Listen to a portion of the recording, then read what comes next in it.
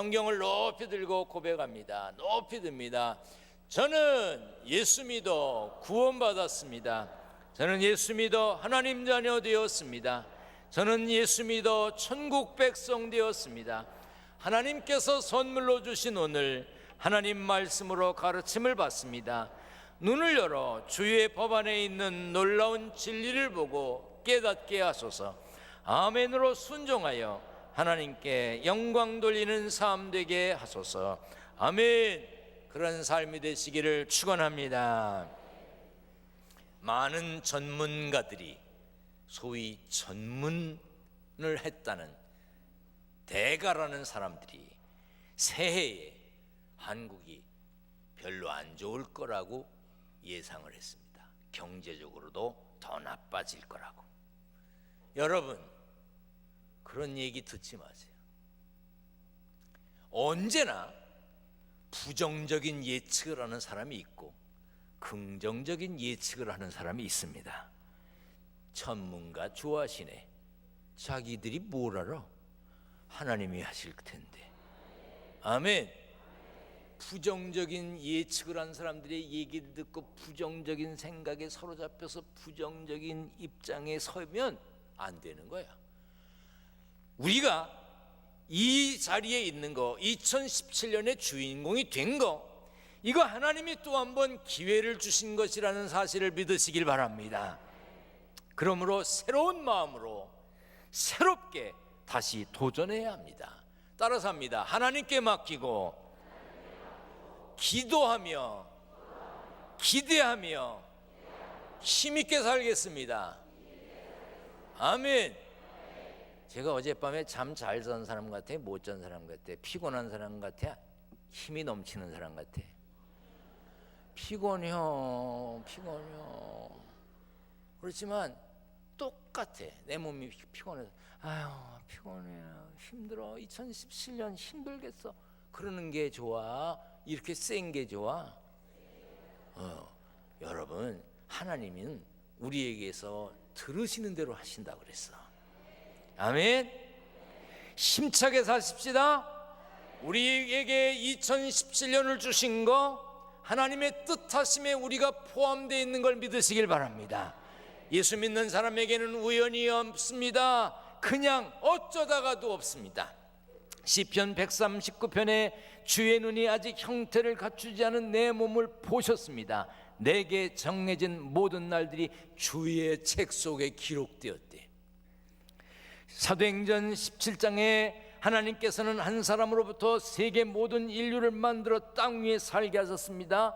그리고 그들이 살 시대와 지역의 경계를 정해 주셨답니다.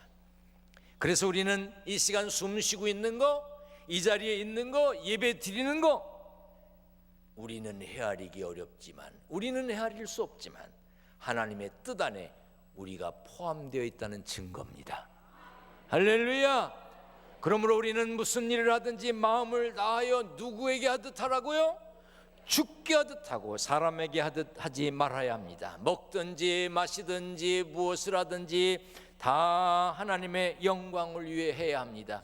예수님도 이 땅에 계시는 동안 하나님의 영광을 위해 일하셨습니다. 그래서 요한복음 17장에 아버지께서 내게 하라고 주신 일을 내가 이루어 아버지를 이 세상에서 영화롭게 했다고 그랬어요.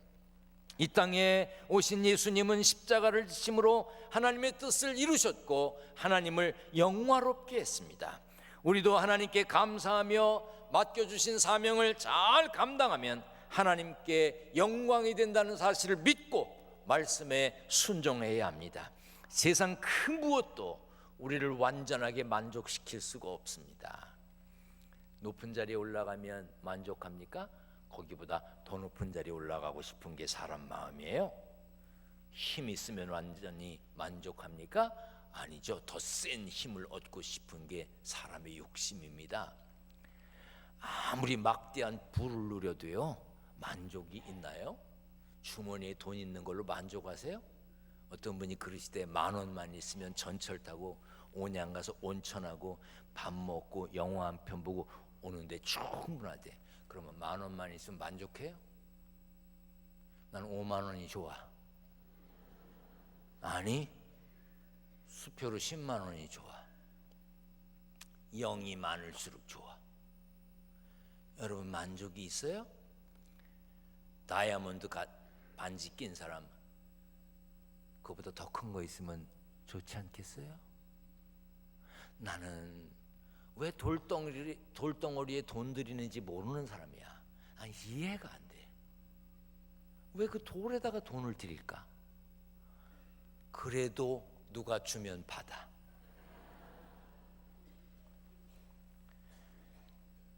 우리의 욕망은 끝이 없습니다. 인간에게 참 만족을 주시는 분은 하나님 한 분밖에 없어요. 그래서 하나님은 찬양받기에 합당하십니다 라고 하면서 예를 갖추어 절차에 따라 하나님을 높이는 게 예배입니다. 성도에게 있어서 가장 중요한 것은 예배입니다. 초대교회 성도들은 예배 때문에 순교했습니다. 예배 때문에 예배를 위해 모든 것을 버렸습니다. 여러분, 새해에는 예배에 최선을 다하시기를 축원합니다. 신명기 6장 5절에 너는 마음을 다하고 뜻을 다하고 힘을 다하여 네 하나님 여호와를 사랑하라 그랬고, 출애굽기 20장에 너는 나 외에는 다른 신들을 내게 두지 말라, 나를 사랑하고 내 계명을 지키는 자에게는 천대까지 은혜를 베푸느니라. 마음을 다하고 뜻을 다하고 힘을 다하여 하나님을 사랑하되, 그 하나님을 사랑하는 것이 무엇으로 표현되어야 되느냐? 예배로 표현되어야 됩니다. 조금 전에 찬양대가 힘있고 은혜롭고 멋진 찬양해 주셨어요. 참 감사합니다. 그런데 나는 다 알고 하는 건지는 모르겠지만 이 음악에는요 여러 가지 신호들이 있어요. 부호들이 있습니다.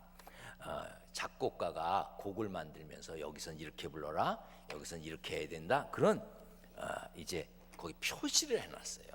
그 음악의 언어잖아요. 지시였죠. 라르고 그랬으면 그거는 천천히 하려는 거야. 근데 저는 라르고를 싫어해요. 네.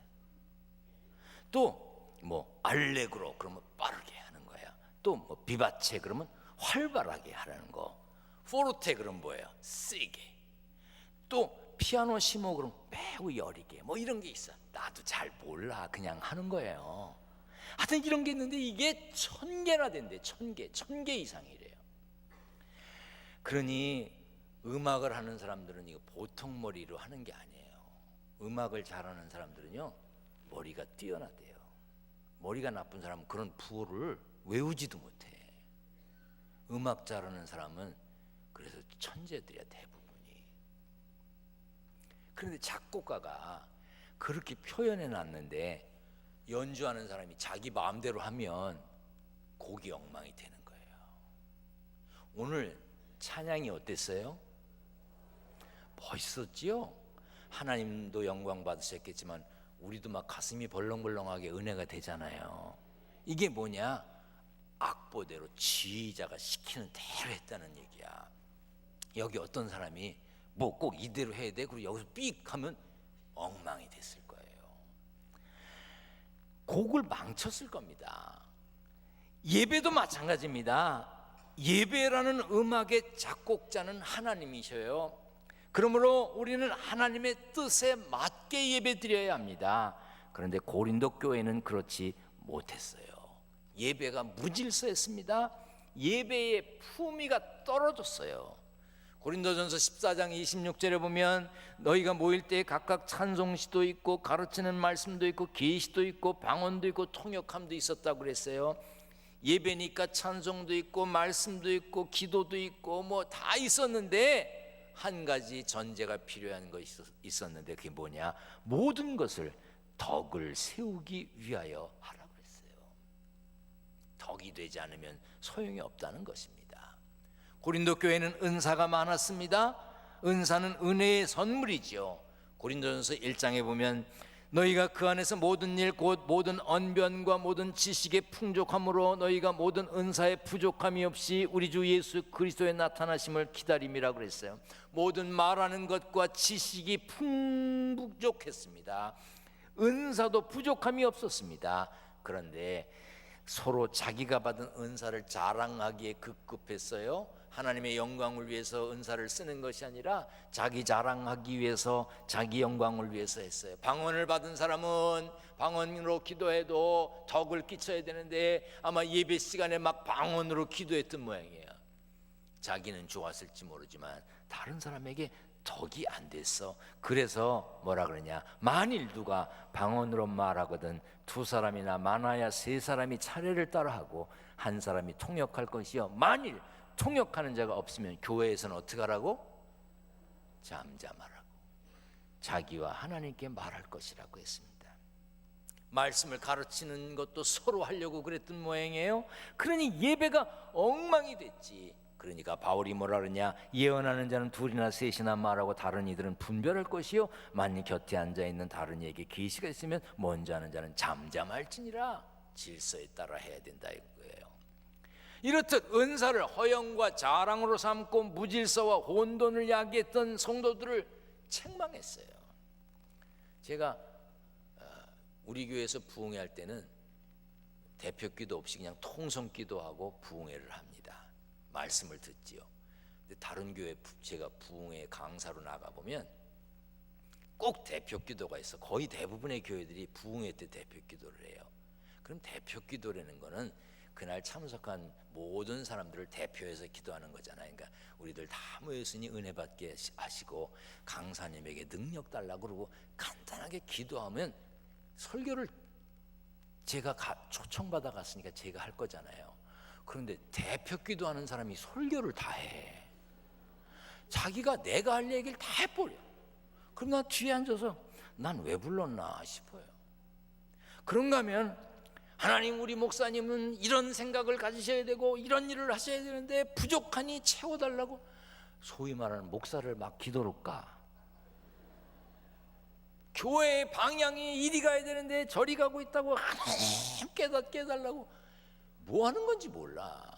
게다가 막 함경, 북도, 남도, 황해도, 휴전선을 건너서 막 강원도, 충청도, 저 제주도, 마라도까지 갔다가 이제 예수님의 이름으로 기도합니다 끝나나 싶으면 독도로 갔다가 또 그냥, 그러니 기도가 길어질 수밖에. 난 실제인지 모르겠는데 어떤 목사님 책에 이게 나왔어. 어느 교회가 부흥회를 하는데 장로님이 기도를 하시는데 대표 기도를 얼마나 길게 하는지 부흥 강사가 설교할 시간이 없어지는 거야. 그러니까 담임 목사님 나와서 종을 치고는 저분은 그냥 기도하게 두고 우리는 말씀을 듣겠습니다. 아유, 그랬대잖아 글쎄.